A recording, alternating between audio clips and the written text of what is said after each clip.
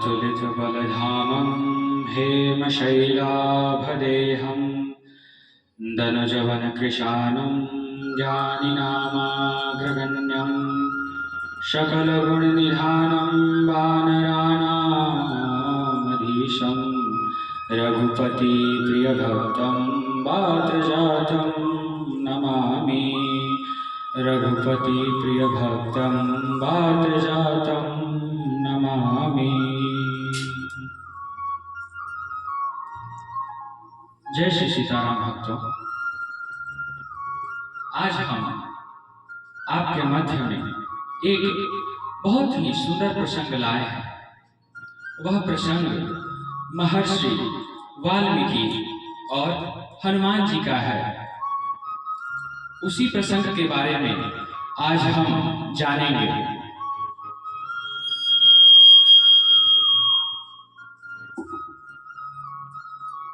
आज हम उस लीला कथा के बारे में जानेंगे कि रामायण की रचना कैसे हुई। आइए उस अद्भुत प्रसंग की ओर हम प्रस्थान करते हैं। यह उस समय की बात है जब वाल्मीकि जी रामायण लिख रहे थे और वहीं कुछ ही दूरी पर राम जी के प्रिय भक्त रघुपति प्रिय भक्तम राम जी के प्रिय भक्त हनुमान शिलापट पर रामायण लिख रहे थे। वाल्मीकि और हनुमान दोनों ही रामायण की रचना कर रहे थे। जब उस शिलापट पर वाल्मीकि जी ने देखा कि हनुमान जी भी रामायण लिख रहे हैं, तब वाल्मीकि जी ने यह मन में सोचा कि हनुमान जी के रामायण के सामने तो मेरी रामायण फीकी लग रही है।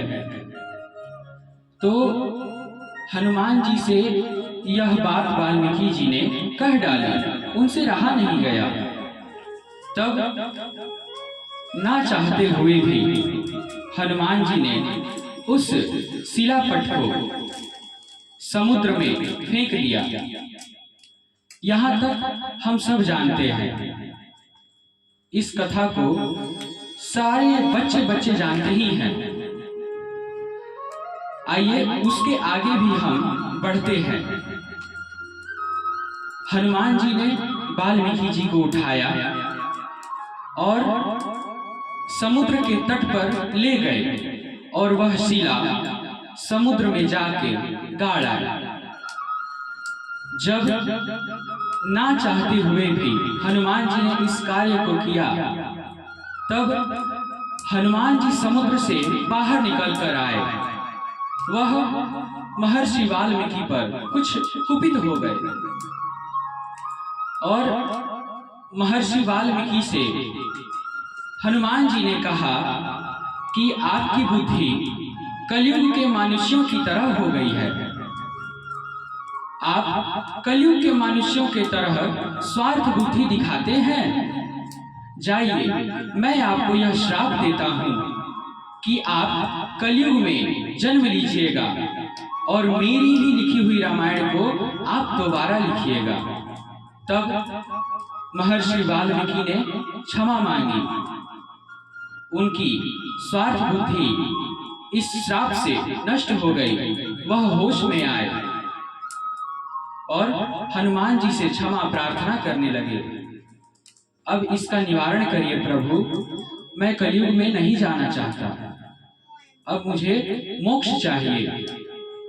तब भगवान हनुमान जी का क्रोध कुछ शांत हुआ।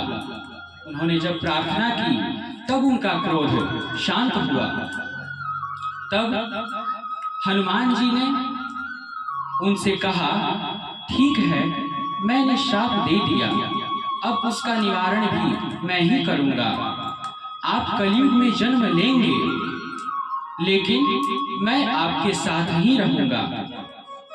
मैं ही आपको रघुनंदन की, मैं ही आपको रघुराज की दर्शन कराऊंगा, उनका कृपा पात्र बनाऊंगा।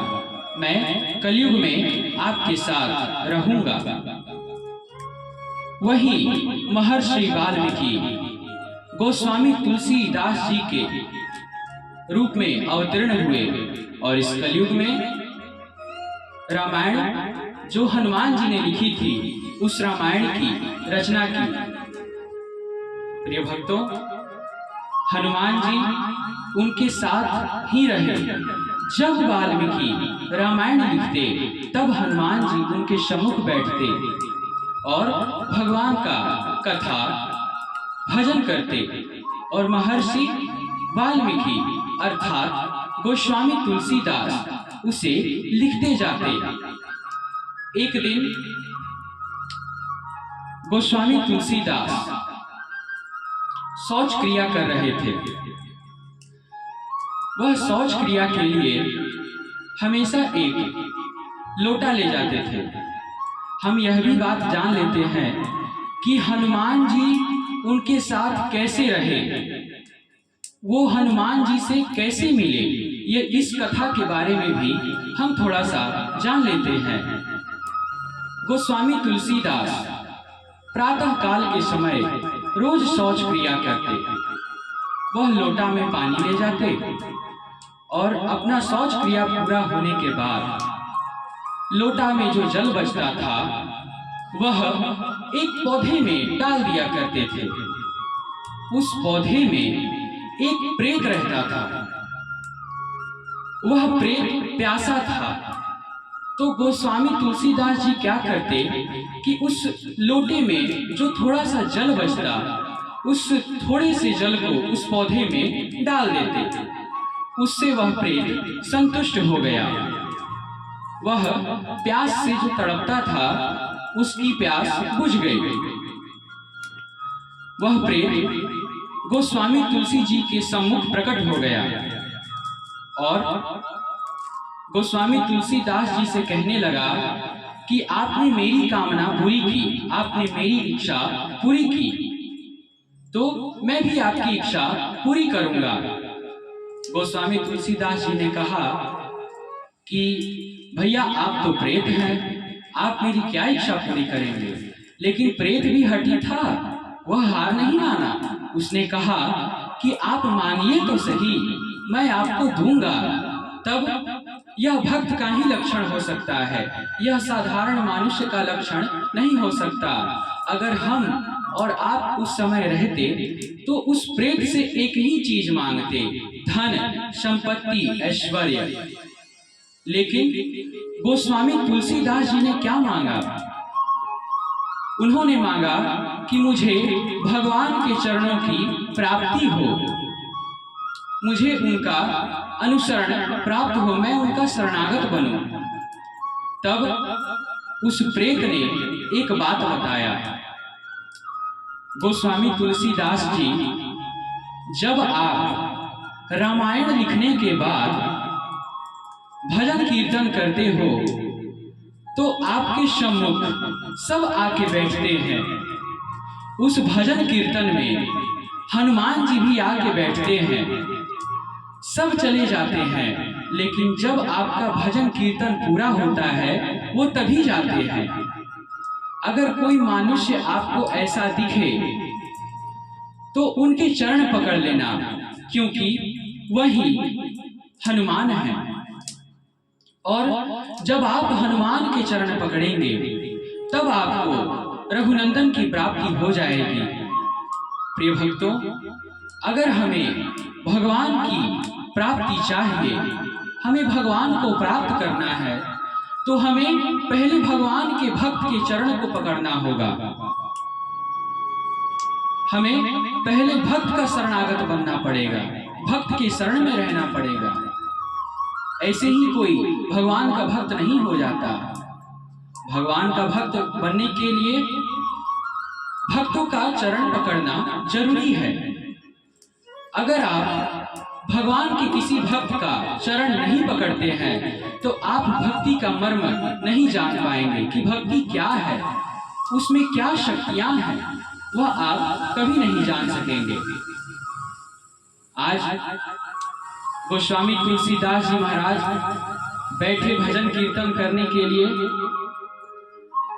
सब लोग आए, उनके सम्मुख बैठे राम राम राम राम सब कोई रट रहा है, भगवान का कीर्तन चल रहा है। लेकिन उस बीच हनुमान जी भी आए। हनुमान जी आए तो अपने धुन में वो रम गए। सबको काम धंधे की जरूरत थी, गृहस्थोचित मनुष्य थे, तो सब उठकर चले गए। जितना मन किया उतना ही भजन किया, लेकिन हनुमान जी उठकर नहीं गए। जब सब उठकर चले गए, हनुमान जी अकेले बचे रह गए। तब तुलसीदास जी ने हनुमान जी के चरण को पकड़ लिया। तुलसीदास जी ने कहा कि आप रघुपति के प्रिय भक्त हैं, मैं आपको पहचान गया प्रभु, मैं आपको पहचान गया। मुझे रघुनंदन की चरणों की प्राप्ति करा दीजिए प्रभु, मुझे रघुनंदन के चरणों की प्राप्ति करा दीजिए। तब हनुमान जी अपने असली स्वरूप में आए। हनुमान जी ने तुलसीदास पर कृपा की। यही है भक्त की महिमा। कितना भी पापी मनुष्य हो, कितना भी वीआईपी पापी हो, अगर वह भगवान के भक्त का अनुसरण करता है, उसकी शरण में जाता है, उसके सारे पाप भगवान नष्ट कर देते हैं और उसे अपना शरणागत स्वीकार करते हैं।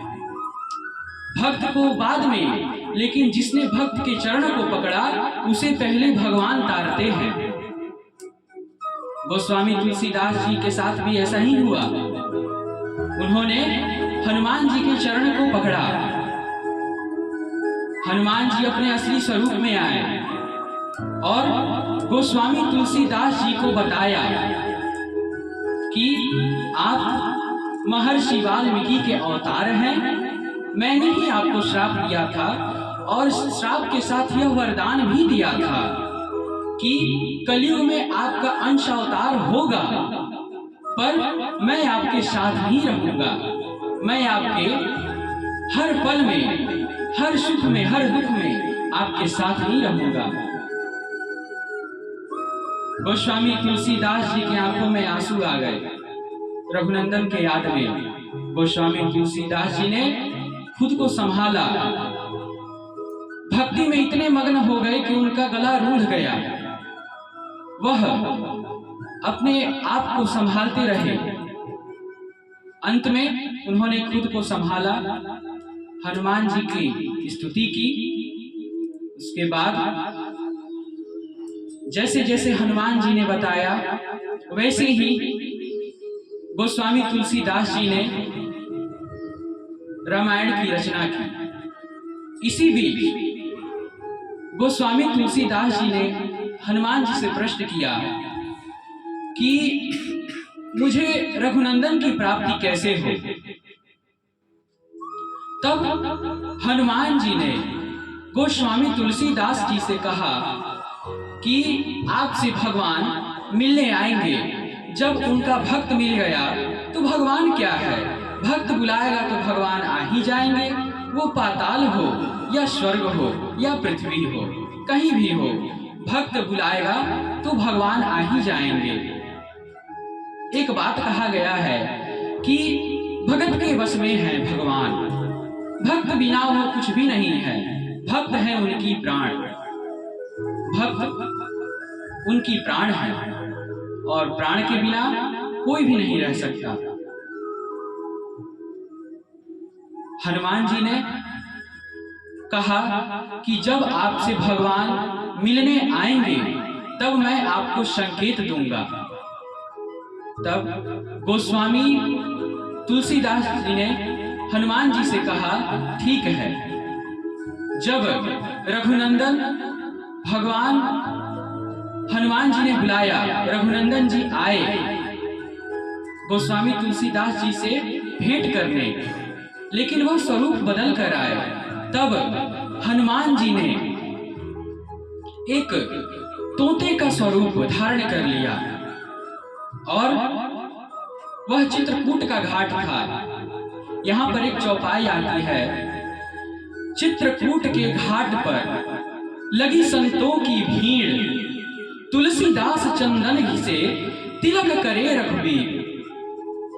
जब इस चौपाई को तुलसीदास जी ने सुना तब वह समझ गए कि यह रघुराज आए हैं, यह भगवान आए हैं। उन्होंने झट से रघुराज रघुनंदन की चरण को पकड़ लिया और उसके बाद क्या हुआ, उन्होंने गोस्वामी तुलसीदास जी को अपनी शरण में लिया। यह है भक्त और भगवान की महिमा। मैं फिर से एक बार कहता हूं प्रिय भक्तों, अगर आपको पक्का भक्त बनना है 100% में, अगर 100% भक्त बनना है तो पहले आपको किसी एक भक्त का चरण पकड़ना होगा। मैं आपको अभी भी कहता हूं कि आपको पकड़ना ही होगा। प्रिय भक्तों, उसके बाद महर्षि वाल्मीकि अर्थात गोस्वामी तुलसीदास जी ने अपने रामायण को पूर्ण किया और भगवान के कृपा प्रसाद से उन्होंने मोक्ष पद को प्राप्त किया। आज हम उसी रामायण को पढ़ते हैं, सुनते हैं, सुनाते हैं और हम इतने भाग्यशाली हैं कि अपनी आंखों से अपने रघुनंदन की इस दिव्य मंदिर को देखते हुए, बनते हुए देख रहे हैं। हम कितने भाग्यशाली हैं।